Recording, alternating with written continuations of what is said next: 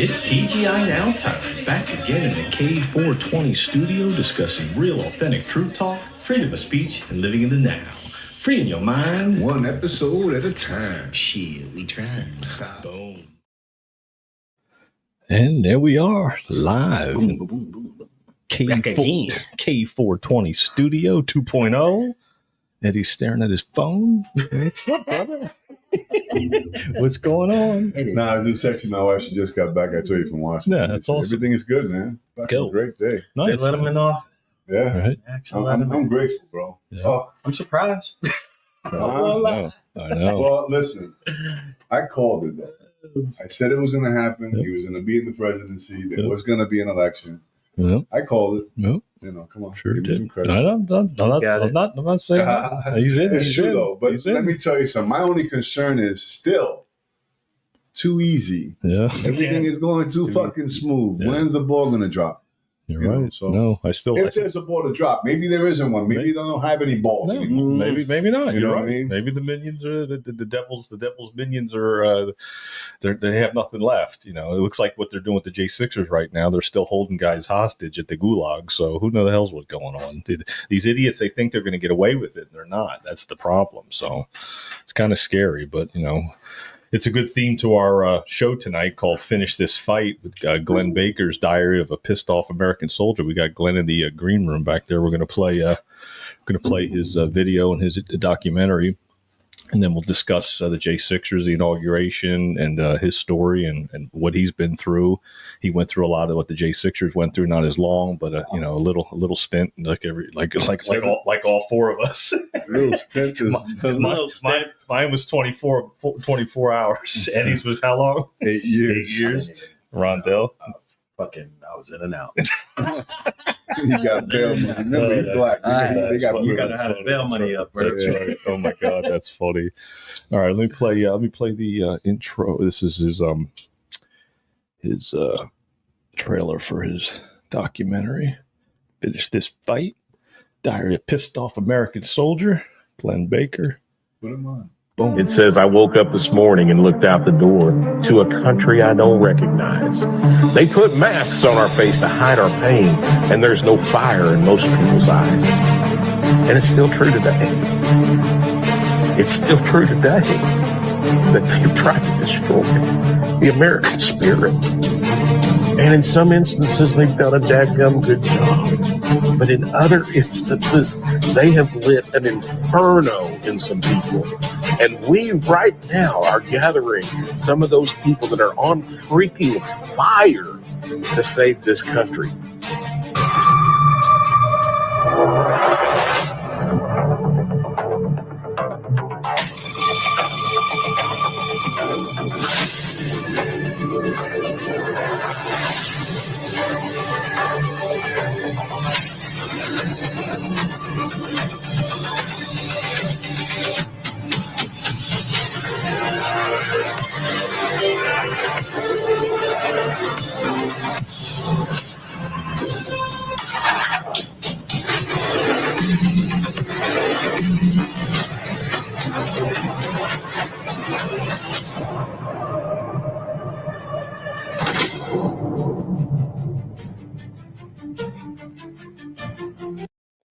There we go. That's the trailer. Finish This Fight. Diary of a Pissed Off American Soldier. And we're gonna bring on Glenn to the show. There he is. Gentlemen. That's good, brother. Yeah, man. Nice. Did you get to see it? Did I? Yeah, I could see it. Yeah, it's nice. I'm pretty sexy with my black cowboy hat on. You look good, bro. Yeah.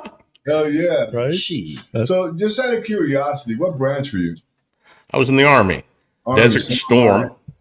Yeah, Nice. Desert Storm 1990-91 fire direction control for an 8-inch artillery battery.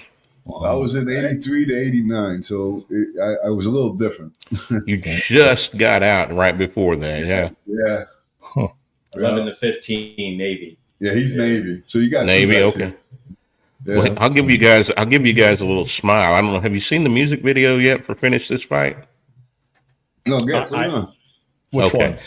Well, for the song, actually, Finish This Fight, the song. That's where this movie came from.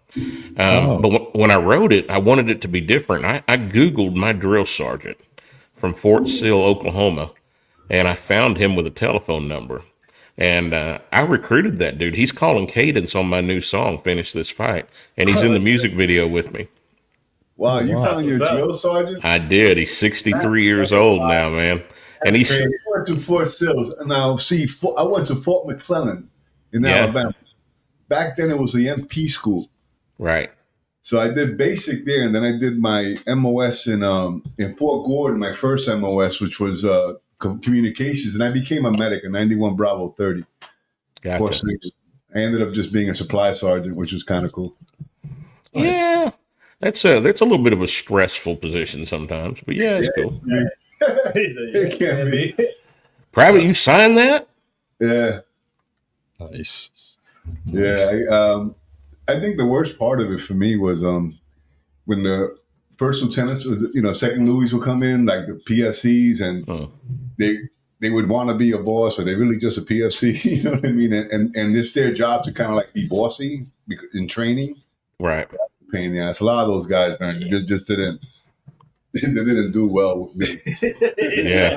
They didn't do well with me.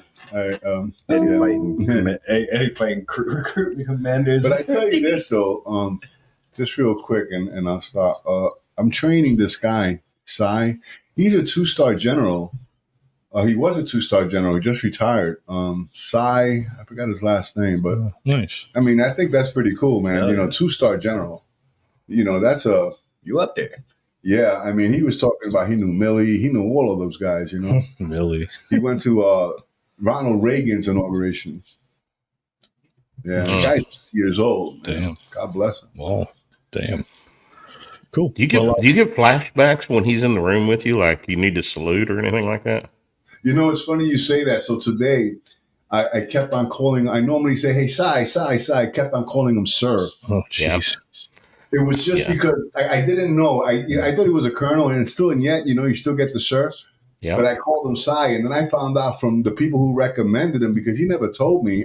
We ended up talking about it today. His second, he's a 2-star general. That's a big fucking deal. You know what I mean? From those times. Yeah, man. And not only that, all that he's been through, all the wars. He's been through several wars. You know what I mean? He did 30 years in the military. Damn.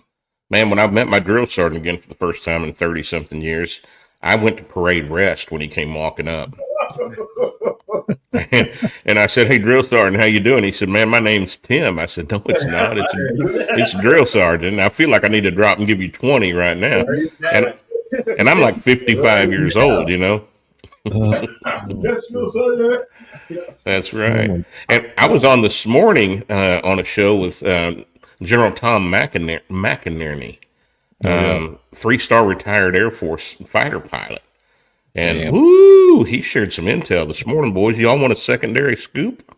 Yeah. Bring it on. Bring it on. Yeah, he had intelligence officers at his house last night, and they laid down why the inauguration was moved inside, and it wasn't because of 12 degrees. We all know there were some other things going on. China had China had drones in the area about the size of an orange or a grapefruit. They were going to take Trump out with a small drone. Wow. Jesus. I had a feeling that was the case. I mean, I always, because I knew what I kind of felt it, because everything they had set up prior to that, all the stuff they got, they took down and they set up the other thing really quick. And it was almost like they had it all backed up. It was a backup plan and they fucking went for it. That's what it was. Yeah. So what my wife said, what they did is that they had like the inauguration with all the VIPs in one room that he was speaking in. And then the senators, whoever they invited, like my wife was invited by Senator, what's that guy's name? Papadopoulos. Yeah. And she was his guest. So she was in his room, which had like 200 people. I mean, so that's how they did it. So everybody got their little setup, you know what I mean? It was nice. He said it was beautiful. Yeah. Trump visited all of them. Yeah. Oh, yeah. Trump came and was grateful to all of them. I mean, and I kind of felt, I got to tell you, my wife was going. I didn't go because I don't like cold weather, But I kind of felt that if anything would happen, it would happen to Rotunda because it's outside. Yeah. You know, it's hard. I mean, they could fly fucking drones where you can't even see them. Oh yeah, And 100%. it's hard You know to what I fucking mean? track down a drone that's Oh the size yeah, of technology orange. today This could is have an took orange. him out. Could have took him out. He's right. Oh yeah. No, This He's is right. an orange. No, it was right here. The it mic was, is an it orange. was definitely a backup So, plan. There was definitely you a heard plan. this from your guy, the 3-star general. Yeah, General Tom McInerney. Mm-hmm. Yeah, so that's credible. That's credible information. 100%. Credible. Yep. No Absolutely. reason for a 3-star fucking general to lie. That's right. No, You know what I mean? no. He got nothing. He got nothing to gain, nothing to lose. Just here it is, boys. Yeah. Damn. And yeah. it's true because like when I was talking to Cy, like I was telling you guys, he was in the Air Force, 2-star general in the Air Force. He probably knows him. If you mention, Oh yeah, I'm sure he does. I'm sure he knows him because he was talking about fighting with the B-1s. I remember how Carter took the B-1s out and then Reagan put them back in. Yeah. And that's how he started. He became, you know, what he was. He was he flying B-1s. Yeah. So- Interesting times going on, boys. Interesting times. It is. It sure is, man. Well, man, I appreciate you having me on on your show. So, Anytime. what are we going to talk about tonight? We just going to chat. This is our first time doing a stream like this. So this is our little maiden voyage, which I knew you'd be a great guest for because you're so good at going with the flow and you've done so many interviews. We've seen so many interviews on Stu Peter, all these different networks. So we're like, oh man, this would be great to have Glenn on the show. Yeah. So what you're saying is I'm a lab rat. I'm rolling. Don't worry, I was one too. So Yeah. Well, give us a little bit of background of your story, how your documentary came about, and where it's headed, and where you can find it. Obviously. Well, man, I won't go back too far because I can get kind of deep. But I was raised in Oklahoma, raised in a very conservative Christian household. Loved God, loved my country, and went to fight for it. Graduated high school, had a chance to go either to college on a vocal scholarship or a wrestling scholarship. Did not want to be a sissy singer, and so I went and wrestled. And doggone, look where I'm at now, man. God's got a sense of humor, boys. He's got a sense of humor. So I joined the Army at a little bit of a later date. I was 21 and went into the Army and went to basic training, AIT, and I told you a bit ago before we came on air, my drill sergeant and I have reconnected, and he remembered me when I called him to ask him about helping me with his song. He remembered me. There was 300 soldiers in our basic and AIT unit, and I graduated number 1. And he remembered because I was the wrestler, and I was the littlest dude in the entire battery. But I was just one thing I was good at was the Army, man. It flowed for me. So went about, did my thing, went to Desert Storm. Obviously, we all know history. That was the easiest war that as a soldier we've ever faced. Turnaround war. Yeah, I mean, shock and awe, and yeah, we just went in and decimated everything, and 8 months later was home.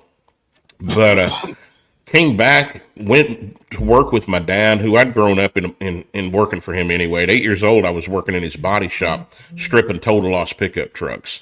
So, I mean, I knew something about work anyway. Came back, went to work, got married at a very young age, and just lived life, man. I had a Southern Gospel Quartet, traveled the country from 93 to 03 singing about Jesus and loving my life and doing some good things, and then went through a marital problem in 03, found out some stuff that had been going on for a long time, and by 06 I was divorced. But in the way I grew up, in the denomination, whenever you're going through divorce problems, you just don't continue doing what you're doing behind a pulpit or behind a microphone. And so I shut it down, didn't think I'd ever sing again. And I came out to Florida, divorce happened, was out here late 05, and just built my life. Sold some construction after Hurricane Wilma until that, dried up, and then started a life insurance agency. And then 2012, had an opportunity to go to North Carolina, helping a buddy of mine that was starting a new business with a partner. And I gave him 90 days, and within 120 days, I owned the company. So I was building log homes. Okay. Oh, damn. Yeah, and that happened. That did for 2 years, and then one of my builders decided he needed about $33,000 worth of logs more than he needed to pay me, and walked away with some bank money. And it just gave me an opportunity to come back to Florida anyway. I had a beautiful Puerto Rican woman that was calling my name again.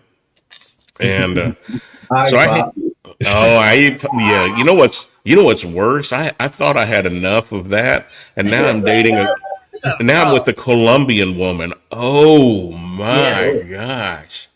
So, but I handed the business back to this guy. He was a pastor, 49 years in the pulpit, 25 years on TV. Gave him some clients, and I came back and relaunched my life insurance agency. And just kicked around here doing some pretty good stuff for another few years. So that was July 2014. July 2017, I got a knock on my door about 4:30 in the afternoon. I'm in a pair of shorts, flip-flops, getting ready to take a shower and go out to work. And there was a bunch of cops, 10 cops, SWAT gear, SWAT team. And I'm like laughing, like, what's going on, guys? What can I do for you? And they told me, well, we had a domestic disturbance call on this address. And I just laughed. I live alone. You know, I don't think that's possible unless when I was taking a nap, I might have been arguing with myself a while ago. And they chuckled, you know, said, it happens all the time. Have you got any ID with you? And I said, yeah, I handed it to them, reached up. And they said, well, Mr. Baker, we'll just get out of your hair. Just step out here a few seconds. We got a couple of questions and we'll just move on. You can go do your day. And the moment I stepped out the door, I'm against a wall. Wow. And handcuffed and still kind of laughing because I've never been in any kind of real trouble before.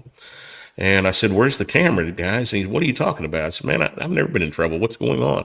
He said, I don't know. It's not a state warrant. It's all I know. You're under arrest. And no Miranda, nothing like that. They loaded me up, took me to Fort Lauderdale, Broward County Jail, and threw me in a holding cell with about 13 gangbangers. And I actually tell this story in the documentary, and it's kind of comical. We try to keep some comedy involved with the documentary, too, because some of it gets pretty deep, and I didn't want people to stay in that deep, dark hole for very long. But when I walked in to the holding cell with these gangbangers, I mean, there's some nasty-looking dudes in there. And I sit down, and I don't know if you know this. I mean, I kind of look like a middle-aged white dude with kind of short, got a little bit of, a little bit of a tummy, and I had one of them look at me real funny. He's like, ain't you the life insurance man? And I said, yes, I am. Oh my God. You advertise, they know. Well, no, it's because I was in his neighborhood. He said, you sold some life insurance to my auntie. He said, dude, come over and sit by me. Everything will be going to be good. You good at it. Yeah. So I was squared away right then. God had his eye on me. But that night I got taken into the main jail, given a 2-inch mattress, threw on a concrete floor in a hall, and I said, "We'll get you squared away tomorrow." And I got up next day, and of course I didn't sleep. And the first jailer come through. I'm like, "Tell me what's going on. Nobody's told me anything." He said, "Let me go look into it." And so he came back about a half an hour later. He said, "Well, I don't know. It's an out-of-state warrant. It says it's called receiving property under a false pretense. There's a no bail clause on it, so you can't get out." And I'm like, "Well, man, I don't know what am I going to do?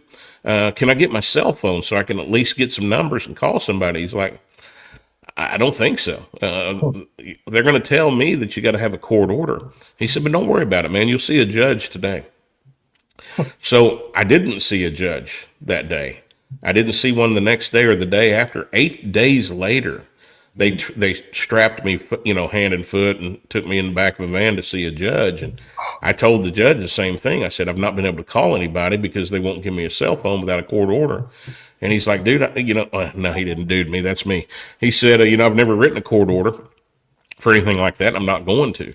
And the big old bailiff come over to me after we were done, and he told me, by the way, it was an out-of-state warrant. I could fight, extradition and all that, and I just needed to decide whether I wanted to or not. Still no attorney to advise me, and I ended up not fighting it. I wanted to find out what was going on. So the bailiff come over in a little bit, and he said, "Let me talk to the judge." Went back and got him to write a court order for access my cell phone.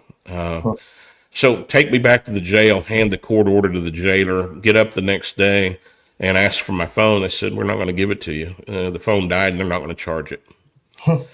So I spent 23 days in Broward County Jail without an attorney. Nobody knew where I was at. My kids thought I died. I just disappeared. Wow. And then was extradited to North Carolina. And that's when I found out that my former partner that I'd turned the company back to, the pastor, had embezzled $22,000 from a client that I'd given him 7 months after I left the state and told him it was me. And I didn't even know it had happened. So, I'm thinking, okay, I'm to the bottom of it now. We'll get out of here pretty quick. And it didn't happen. It was 51 more days. Wow. And, and I ended up having to threaten my attorney to get out. I didn't even know if it'd work or not. And it ended up, he told me on a Wednesday, it was on a Wednesday, he said, Glenn, you're going to be here about another year and a half. They don't have any evidence. They're not ready to let you go. Probably in about 6 months, they'll offer you a plea bargain. If you plead not guilty, you'll be here another year waiting on a trial. And I just looked at him. I said, you've done such a hell of a good job. I want the name and telephone number of that DA now. And I've got my sister's number now. We'll call him. We'll three-way in and call him, and I'm going to get to the bottom of it. And the next morning, he came in with a paper, and they let me out on my signature. Wow. So that was only God looking after me, because I wasn't smart enough to think of that. It was a buddy of mine in Oklahoma that told me to do it. Yeah. But by the time I got home, it was 28 hours on a train later. I got back to Fort Lauderdale. I'd lost my home, my car, 80% of my life insurance agency was gone because it was a financial accusation. And I hadn't been vested with the companies long enough, and they just got rid of me. And the night after I got home, which would have been Friday night, Saturday night, I'm on Facebook Live telling the world what happened, and my eye starts hurting. I'd caught an infection a little over a week before I got home in that jail that they wouldn't treat me for. Huh. And that infection went into my right eye that night and destroyed my cornea. So it blinded me in my right eye. And boys, I spent a year not caring whether I lived or died. I thought, I'm ready to go to work and everything's cool. Now I'd lost everything. God kept me with enough money and enough business to keep a roof over my head and a cheap car, but I just didn't care anymore. And here's where it gets really cool. A buddy of mine a year later was in town, and he called me up. He was working. He said, buddy, let me take you to dinner. And I said, cool, man. I have not been out since, this jail thing. So he ended up picking me up, and we went to a place on the beach called Lulu's Bait Shack. And that night there was a band playing 80s covers. Now, y'all got a little gray going on. I think you're old enough to remember some 80s music. Oh, yeah. And I was jamming, baby. I mean, I was laughing, smiling, having a great time. First time in a year I felt alive. And I'm singing out in the audience. Now, I hadn't sang in 17 years at that point, but I'm just singing. And this little girl, her name is Karina Reynolds. She was the lead singer of that band. In the middle of a song, she came over and handed me her microphone. Huh. And when she did, I just went, oh. Wow. My life changed. That moment. Now, I didn't know what was going on, but that moment changed my life, and God called me back to sing. And it took me a year to get my voice back. It took me another year to find a band, but he put me in country music. And began to write songs. Been in Nashville, recorded some pretty cool stuff. Got some great music videos. Made some good friends in that world. And now, what's ended up happening is they pissed off the wrong guy. Because when I'm telling you, man, I'm 5'4" on a good day. They threw me in jail. They took away everything from. What more can they do? Kill me? Right. Okay. What I care? I've lived a pretty amazing life, but we got involved writing some good music, and then I did a show with General Flynn about 3 years ago because I've written some patriotic stuff. My first release is a song called Freedom. Second release that came after the pandemic fiasco is called No New Normal. And it's gotten quite a bit of attention around the world, playing pretty heavy in New Zealand even today. So I was getting a chance to go out on the circuit, political type stuff, freedom, patriot, And so I did a show with General Flynn. We were raising money for an organization at that time that was putting exoskeletons on paralyzed veterans to allow them to walk again. And when I saw this Marine stand up and walk around after being paralyzed for 7 years, saying he now gets a chance to someday walk his daughter down the aisle, he could reach the top shelf for his wife, he feels like a man again. But I'm in the corner crying like a baby. Wow. And I ended up writing a song based on that night, that meeting. Now, the song's not about that night, but it's based on the feelings of that night, and it's called Finish This Fight. And so this is a long answer to your short question. This last summer, I was in the process of filming the music video in Georgia, and I found a movie production company to do it. So this is like a mini movie, 4.5 minutes, Saving Private Ryan, explosions and actual combat veterans, special ops guys that are acting out the war scene and things like that. And God whispered to me, he said, "Glenn, I want you to do a movie." And I said, "Huh?" He said, "Boy, don't act like you didn't hear me. I want you to do a movie." And I said, "Yes, sir." And so we got into the film business July the 22nd. And 90 days later, we'd created Finish This Fight, Diary of a Pissed Off American Soldier. Huh. Wow, that's awesome, man! Unbelievable. I see. I'm pulling up a lot of different things of different people that are in the show too. You got Chad Prather, which I know you're close with. Chad, yeah, he's been a big part of your life recently, which is that's awesome. Yeah, and I'd never met him. We knew about each other, but I met him in July. Wow, and he's a good dude, man. He's living his third or fourth version of himself right now and doing some great things. That's awesome, man. That's great. Colonel West was in it. Alan West. Yep. Yeah, Alan West is a gentleman, guys. I mean, he is the real deal. Yeah, I see that in his interviews. He's consistent. You always see he always has that stern but kind spirit. Yeah. You know what I mean? Yeah. I just got a text right before we started from Craig. He and I were doing a show this morning. That guy is a freaking monster, boys. Right? Look at him. I am glad he is on my team. Right? He is on my side. Oh, yeah. Right. Yeah. Former SEAL Team 6, Special Ops. Got an organization right now called Veterans for Child Rescue. He's pulling kids out of sex trafficking. Wow. Wow. Man, I would like his info. We'll get it. Bikers for a Brighter Future, and that's what we're about. We're about, getting kids out of sex trafficking. We're about, battered women, stuff like that, elder abuse. Because a lot of that shit is happening and no one really cares. And the police, so we need men like that are going to go out and, because, I keep on talking about these 300,000+ unaccompanied minors that are probably body parts, slaves, sex slaves, all this stuff that's being done to these children. Like, I mean, they could be immigrant children, but they're innocent. They're still children, baby. It don't matter what color, red, yellow, brown, or black, or whatever. It doesn't matter. And we need to find out what happened to those children, and the people who are involved in that need to pay the price, man. No pardon in the world should cover that. Because that's a crime against humanity, and that is not under the pardon law. That's exactly right. His organization has had 27 arrests, 27 convictions, and they have 81 indictments in Nashville right now. And it's a crazy thing, and the people in Nashville are working their best to cover it up and get rid of evidence, and it's even in the media. One of the top reporters in Nashville is involved, and his friends are involved, and it's just ugly. It's so ugly. But Craig's a great dude. I saw you show the picture of Nate Kane. Yes. Nate, the way I describe him, is probably the least known American hero that I've ever met in my life.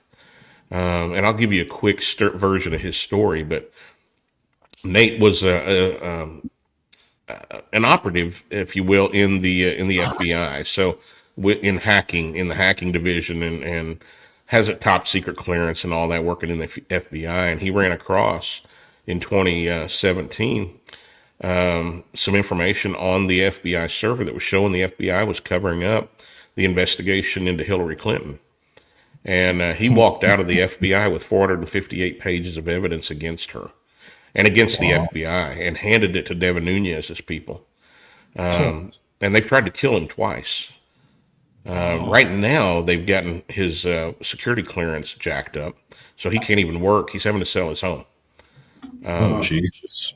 But I mean, Dude, they destroy you. They These have to fucking discredit people. you. Yeah. Yeah. They Discredit, destroy. They want you dead. They want to destroy you, bro. Yeah. They want to Yeah. destroy your reputation. They want you to take your own life. That's true. The devil can't kill you, but he can get You you to do definitely it take your own yourself. life, but you know what I mean? He You could got that convince you right. to do that shit. That's true. Yeah. It's horrible, man. I've got some great people involved. Shamika Michelle, which was right above him, I think. Shamika's pretty cool. You know her?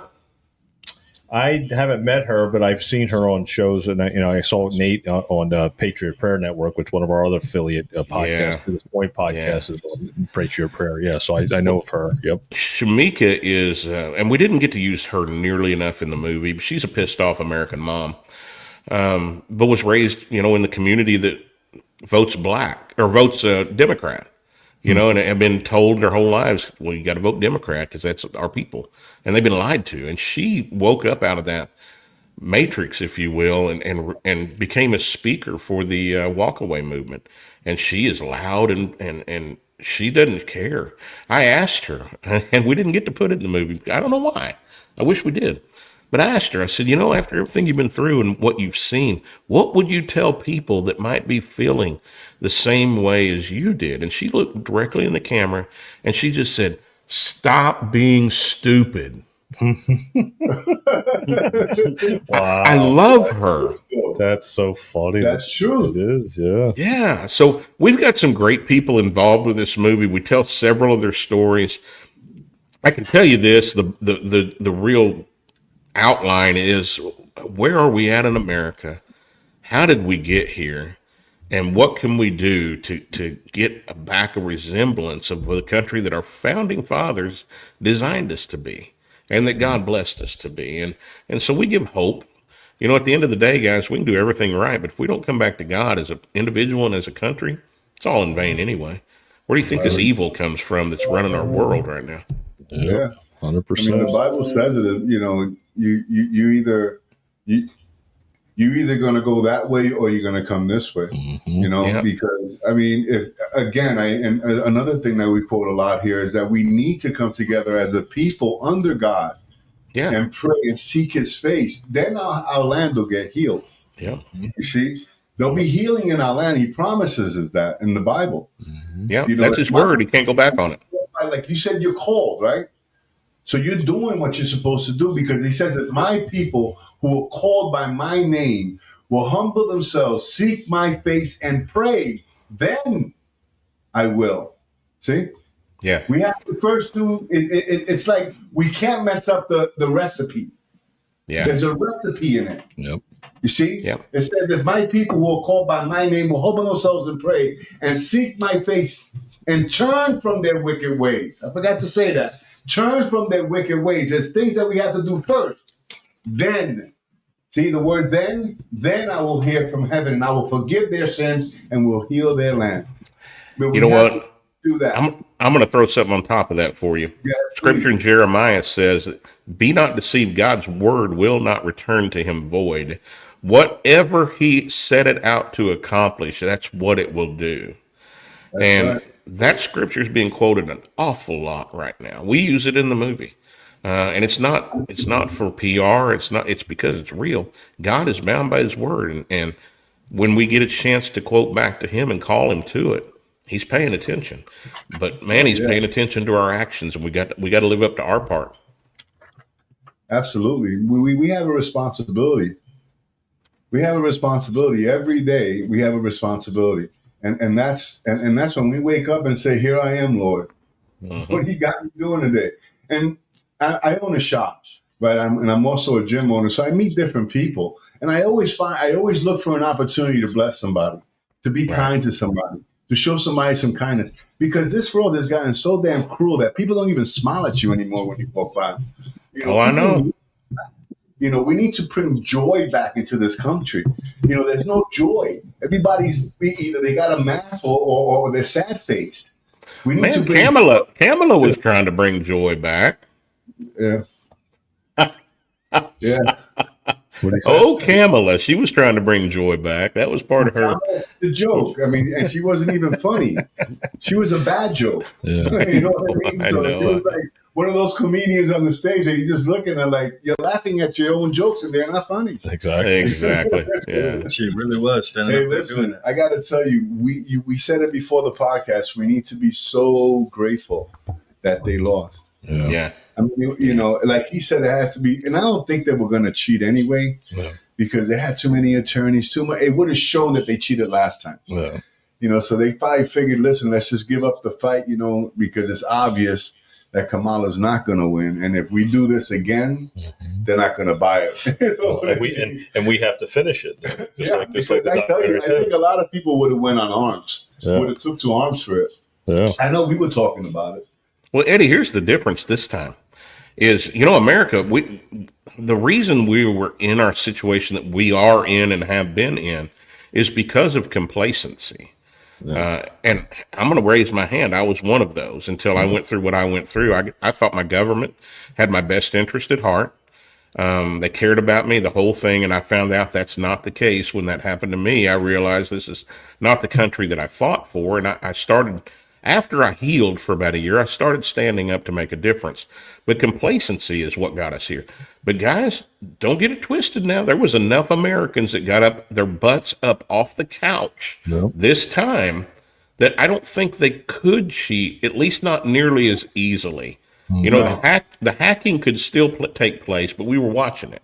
You know, we had our eyes up on it. Exactly. You know, Veritas caught on video boxes of ballots being delivered to a place up in Michigan.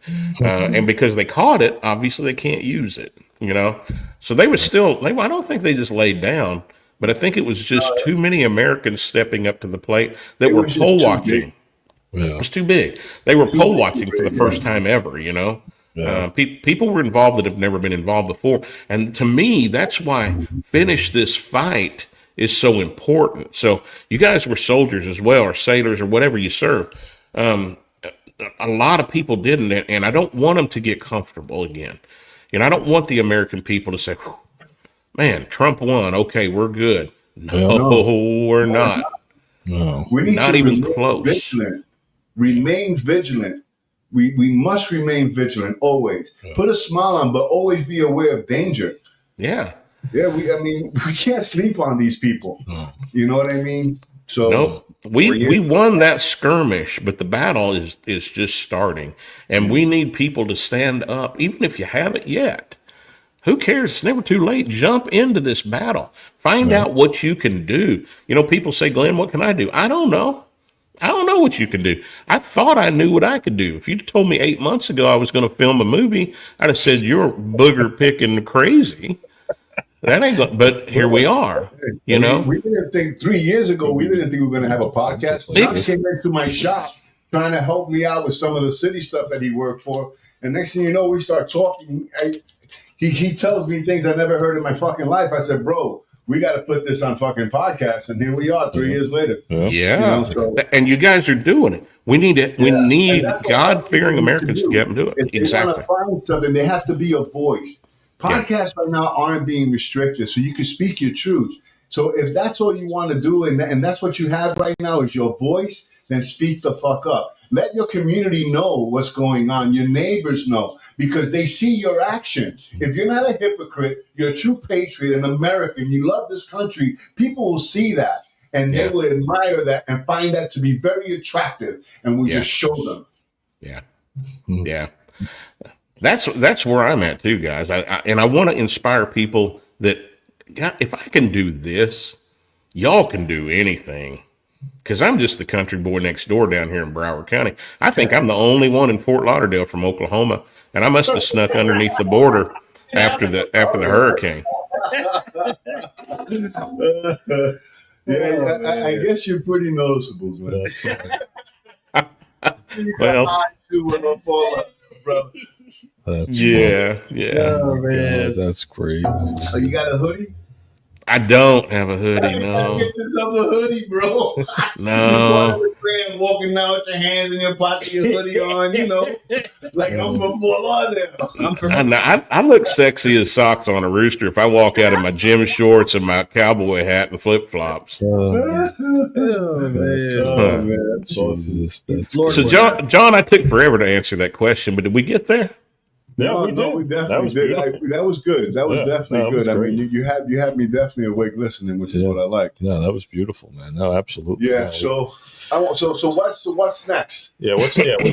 Yeah. Well, this is turning into even something bigger. Originally I told you I did the show for an organization that was helping veterans. They're not helping veterans now.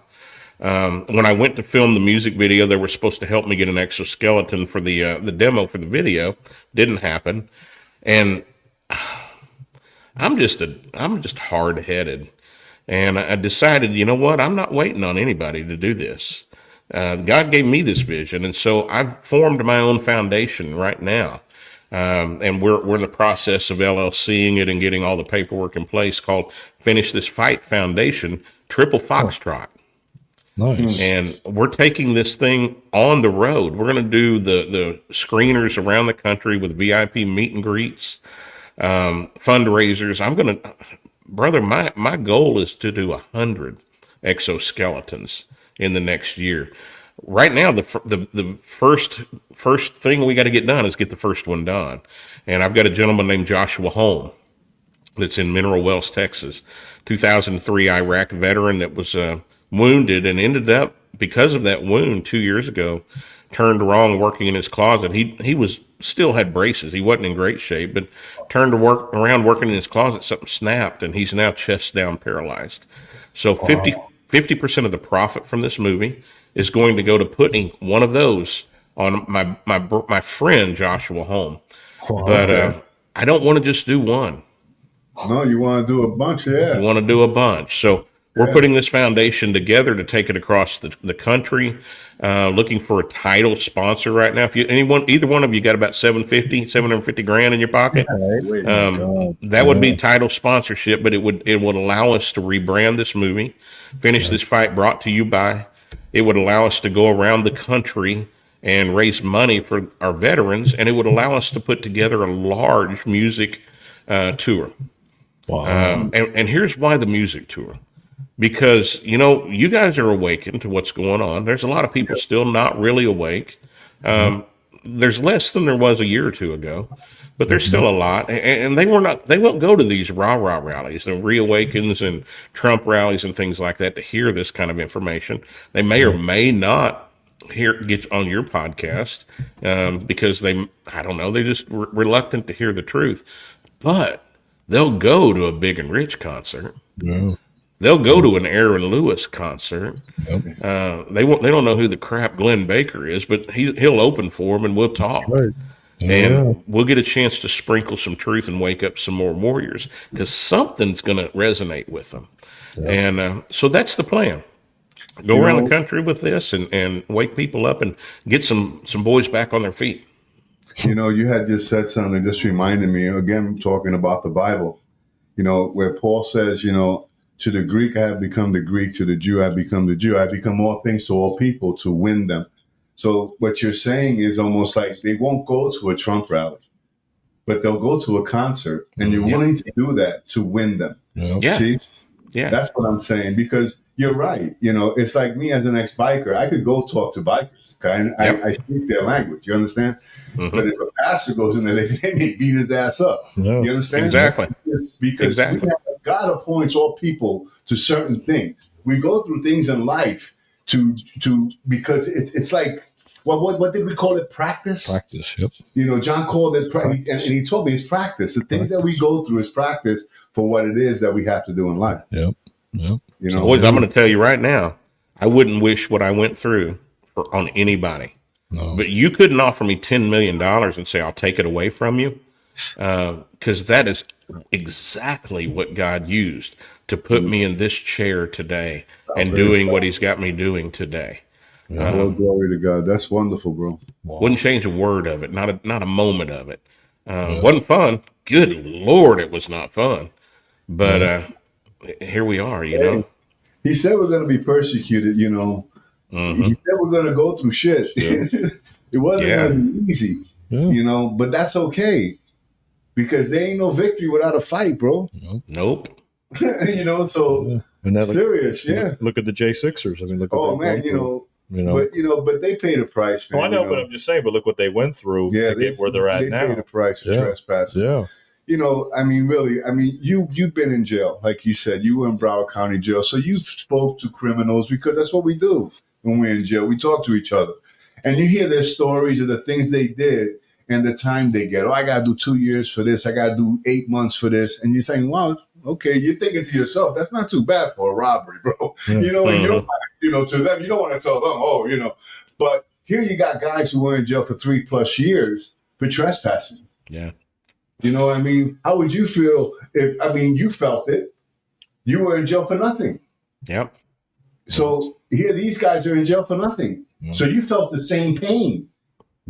Brother, I'm going to tell you, Eddie, yesterday, when Trump actually started signing those pardons, I was in tears. Oh, you and me both, brother. Not because I didn't really believe he would do it, but to actually see him as one of his first things, say, get them people out. Out. 1,500. He's going to commune the other 11. Yep. Wow. Yeah, I was in tears. Yeah, man, me too, man. I can only imagine. Now, you just said something there, man. Here is something to consider. Is those men and women need somebody like you or me that's gone through that to minister to them and get them in the right mind and spiritual thought process where God can take what they went through and heal that and use them. Good God Almighty. Somebody need to get that one. Let me say that again. Somebody need to pick that ball up right there. Please don't tell me to do it, God. I got a lot to do already. I got it, but they're called to purpose. They're called to purpose. They're called to purpose. They're called to expose what, because everything that's hidden in the dark, because they were hidden in the dark. Remember, they were put away. Yep. Will be put out to the light. Yep. And that's and they need to be that light. They need to take that. They need to take that.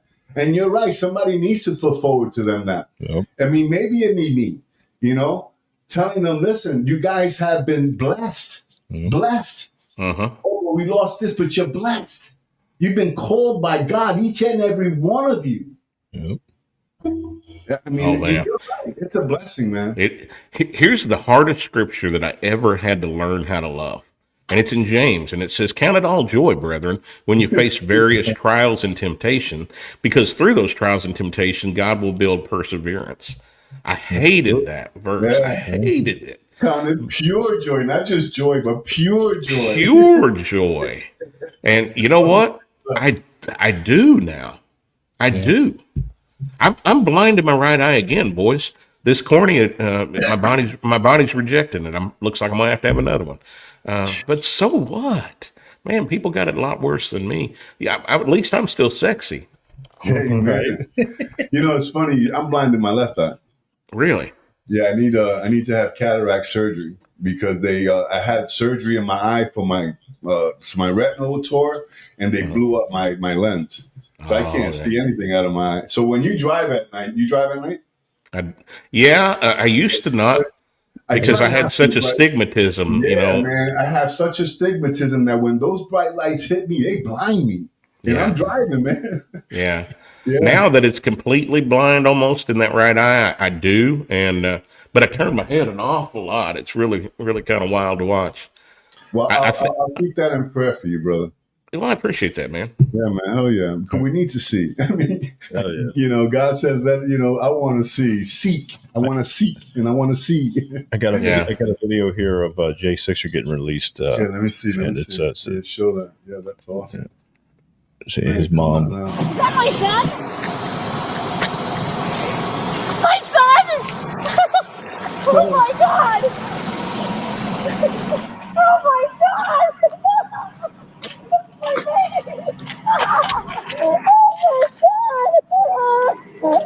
What's up, buddy? How you doing, brother?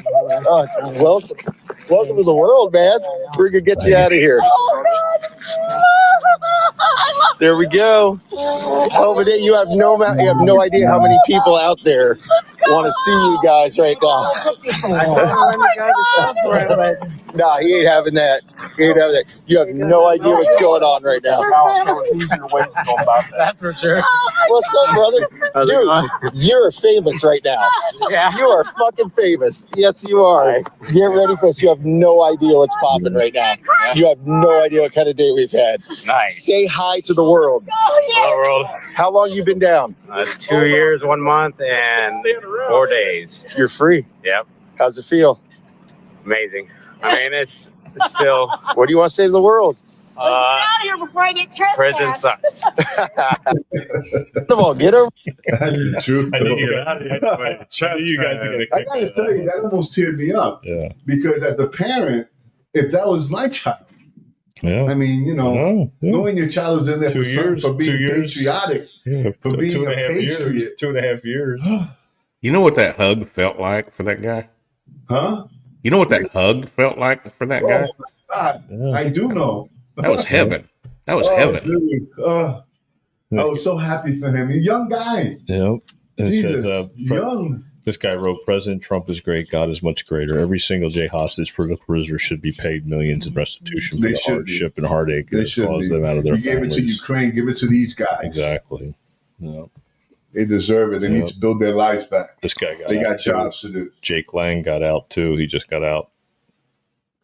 Right there. Wow. So they're Praise getting, God, they're with getting the out. Bible in his hand. They're getting out. Yep. Yeah, see that? Yep. Right there. Yeah, a lot of people leave the Bible in jail. He took his. Yeah. Good for you, bro. Yep. A lot of good things are happening. Man, praise God, man. One thing I say though, I just want Trump to keep his promises. Yeah. You said it, do it. Yep. I mean, He started strong. Yeah. just So keep far, so doing it. good. Yeah. You said that what they do in 4 years, you could do in 6 months. I remember that interview. Let's see it happen. Yeah, he did say that. Because people are struggling. People don't have 4 years.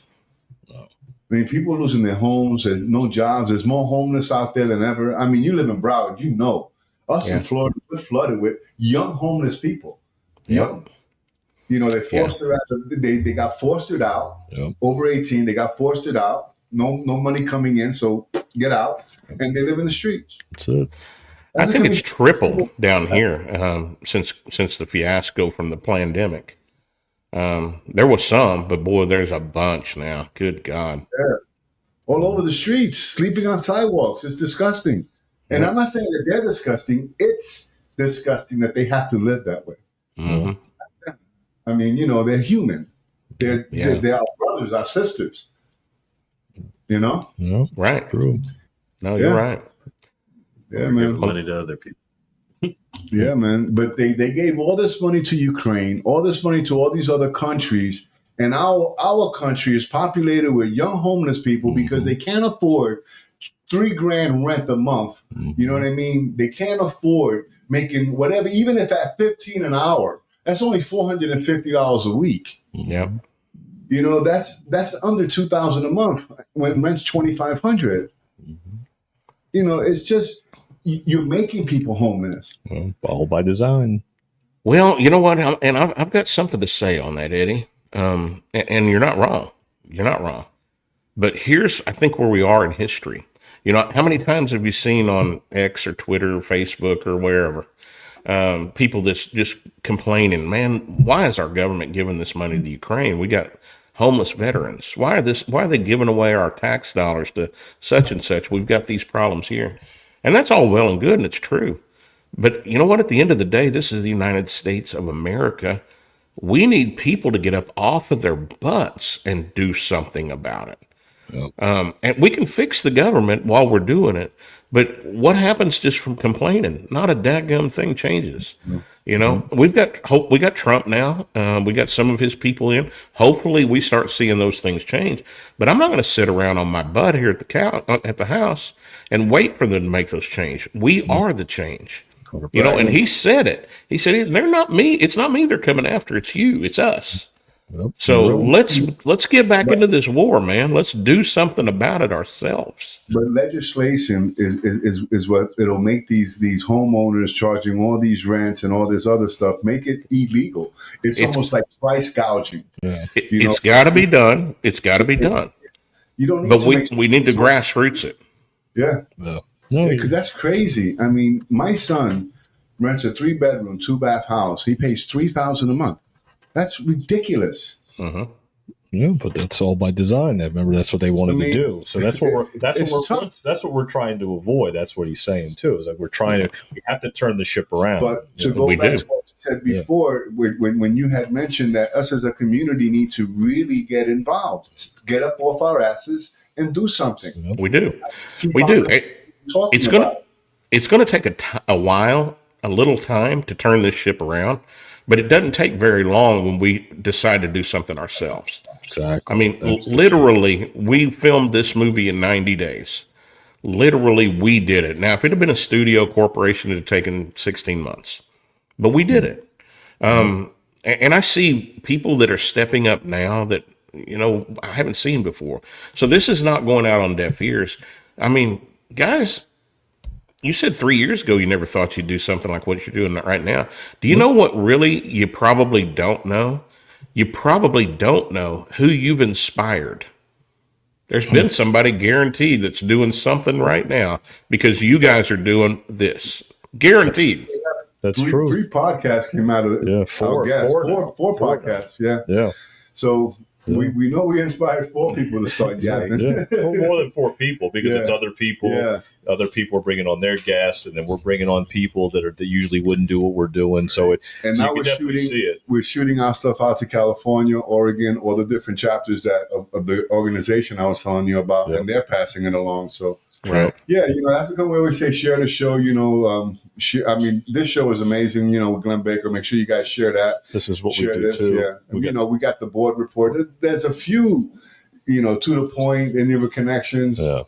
So we got this connection here, called Inner Connections, and so we have a couple podcasts under. Then we started a podcast called The Board Report, which is where taxpayers and policymakers intersect. The first source you can watch for truth on board decisions in Indian River County. So this was developed off of our podcast and 2 other podcasts, Glenn. So that's where we talk to people about things like this in their community, in their town. Like imagine somebody doing this in like Broward County and holding these boards accountable, holding these elected officials accountable, and watching where this taxpayer money is going. Buddy, that's really the key. We got to start at the local level. We do. That's where we've got some influence. John got arrested here locally for speaking up. Yep. John.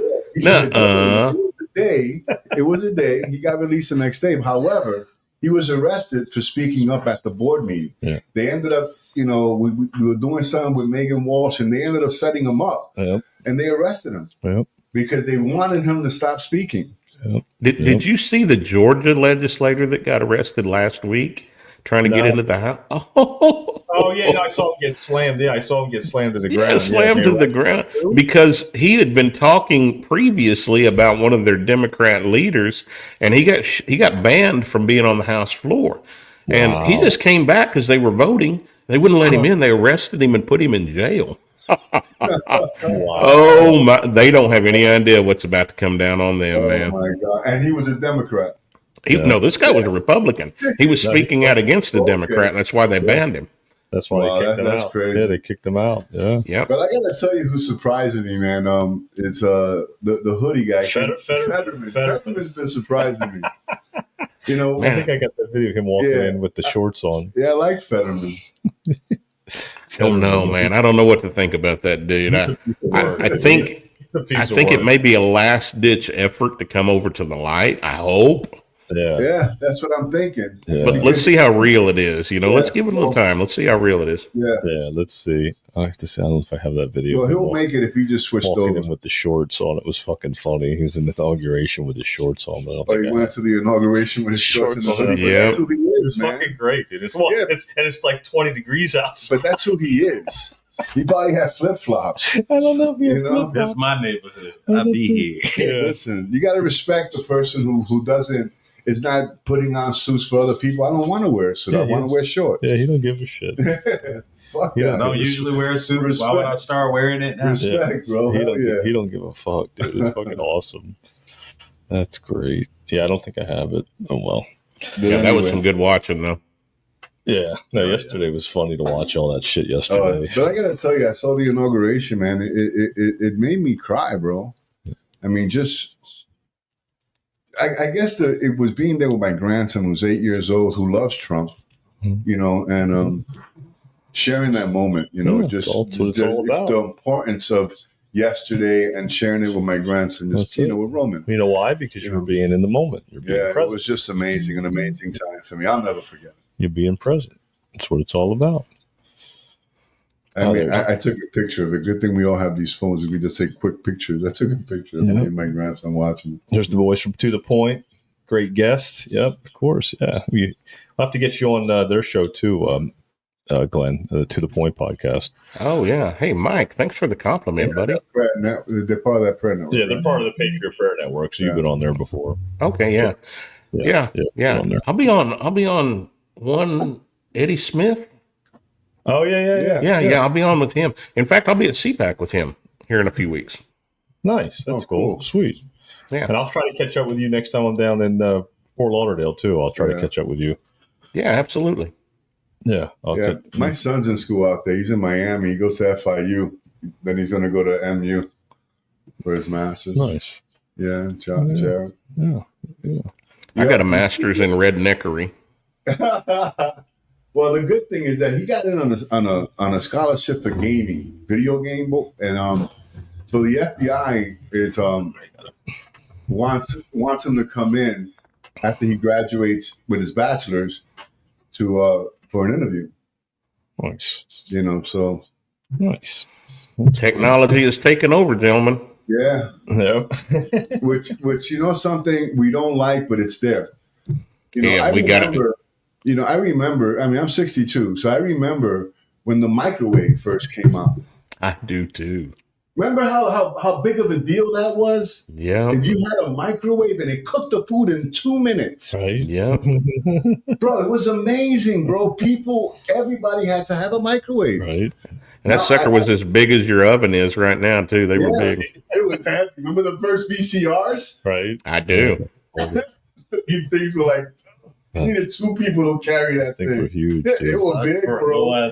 VCRs, man. They were something. That's funny. All right. Well, Glenn, let us know where we can find your documentary and what else you got going on, and we'll wrap this up. Yeah, your website and all that. We're plugging it down there, but if you could verbalize it, that'd be good. Well, sure. Well, take a look at my music. Go to glennbakerusa.com. That's Glenn with 2 N's, Glenn Baker USA. If you use 1 N, you're going to get this Irish dude over in Europe, and he ain't nearly as handsome as I am. So glennbakerusa.com's got all my music and everything there. And this movie, y'all, this is not your normal documentary. They even talked me into doing a topless scene in this movie. But yeah. Hey,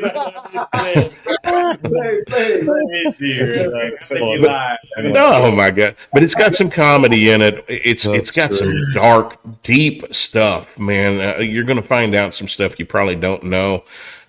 So go to FinishThisFight.us. FinishThisFight.us, $10.99.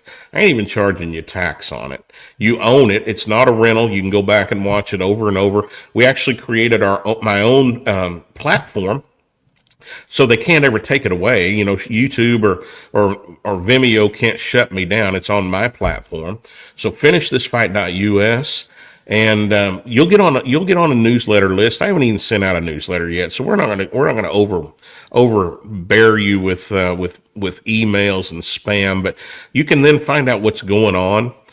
Take a look at who's starring in the show. Take a look at some of the outtakes and some of the behind the scenes stuff. My son, go back up just a little bit. I want to show you something. Yep. Go back just a little more. There, that guy right there. That's my son, and he played the soldier in the music video that lived. And never in my life have I been so proud of him.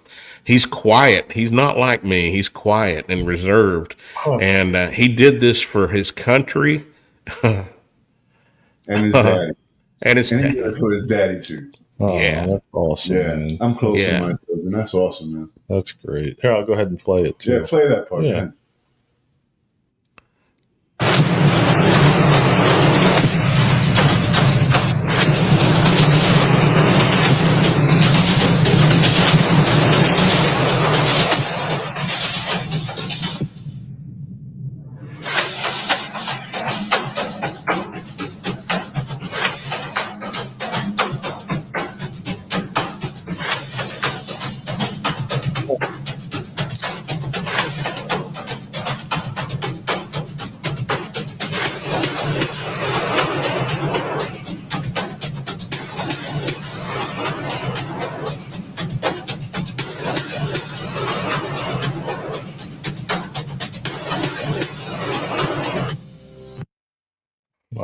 That was nice. Yeah. It just reminded me of hurry up and we ain't going nowhere. Mm-hmm. Yeah, hurry up and wait, baby. Hurry up and wait.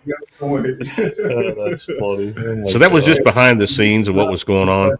I gotta tell you, it was an absolute pleasure. You really made this podcast really good for me. I really enjoyed it. Thank you so much. Well, gentlemen, thanks for having me. I appreciate the invitation. Yes, yes, sir, buddy. So again, the website is finishthisfight.us. There it is. So we're going to pick up one of those 1099, and you said 50% of that is going to go to the robotic thing. 50% of the profit from this movie is going to put an exoskeleton on a veteran. Hell yeah, man! It's going to help somebody else. So think of it that way. It's a tax donation, man. 100%. You know, I'll give you guys a scoop. People don't know this. I've never told anybody.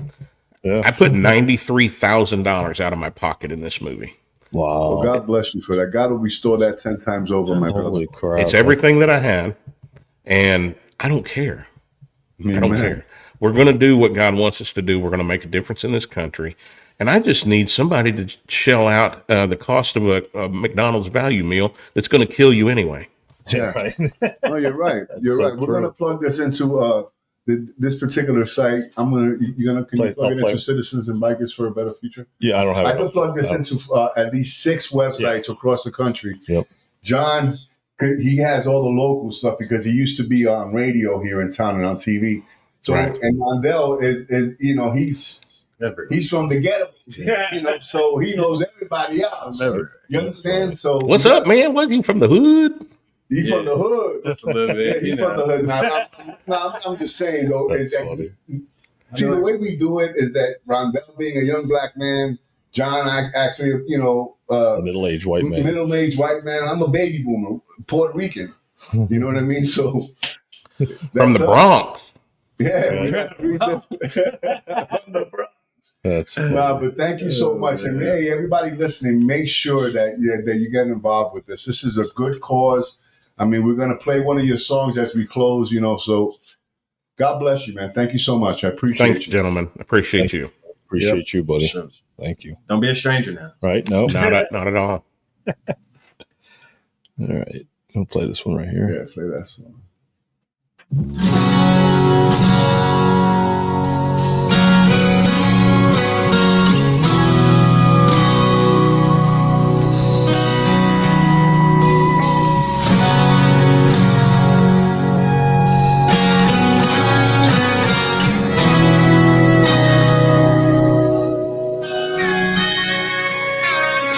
It's turning 16, chasing life with a set of keys, or drinking that temptation at 21.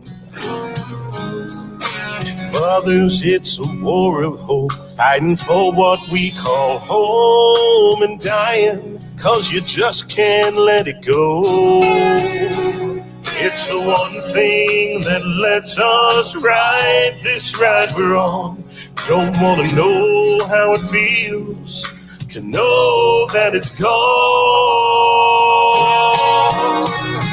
To you and me, it means different things.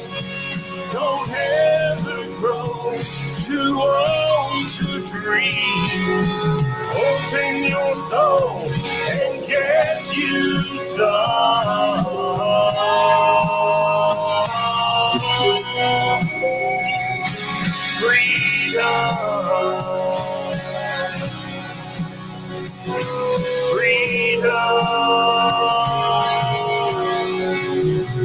To me, it's walking through the front door to all I'm working for and falling into arms open wide. To some, it's friends in the backyard, a big old sky full of stars, and thanking God for the joy that fills their heart. To see the fire of a spirit shining in a child's eyes gives that feeling that I get when old glory's flying high. To you and me, it means different things. Don't ever grow too old to dream. Just open your soul and get you some.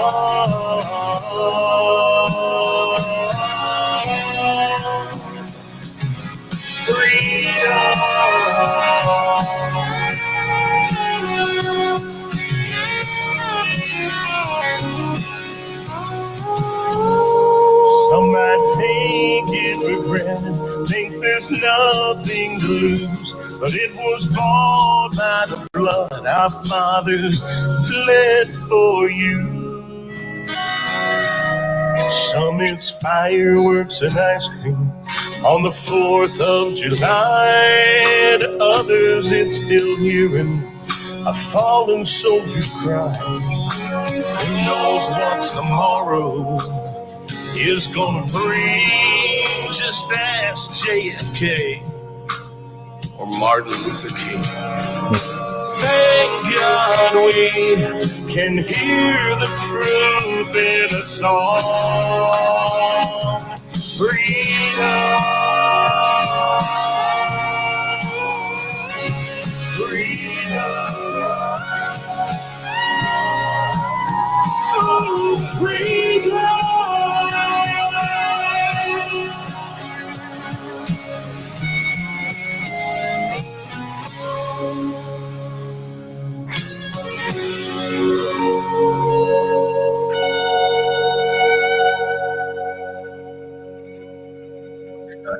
Oh, that was awesome. That was good, bro. That was great. Holy shit. Wow, that was really like good. That, man. Hey, listen, I just want to say something, guys. I love you guys very much, man. I want to know that I haven't, these 3 years have been the best for me, man. Right. You guys are awesome. I just love you guys. Love you too, buddy. Yeah, man. I just want to say that. Yes, sir, bud. Nice. All right, well, anyway, guys, God bless. Thanks for listening. Make sure you share the show, man. And thanks, Caps. We didn't really plug you in that much, but we got it on the screen. So yeah, so we have Caps on the screen. But I got to tell you, that stromboli was delicious, bro. I got to tell you, it was really good. Yeah, it was Thank really you so good. much, John. Appreciate you. The wings as well. Make sure you guys check out Caps. They're out by 27th and Oslo. So they need to call in an order, John. 772-770-CAPS. Knocking out pizza since 1987. Yeah, they got beer, wine, a nice room. So just check them out. Tell them TGI now sent you. Yep. God bless, guys. Share the show. All right, guys. Stay human. We out. We out. It's about to break shit. Damn, what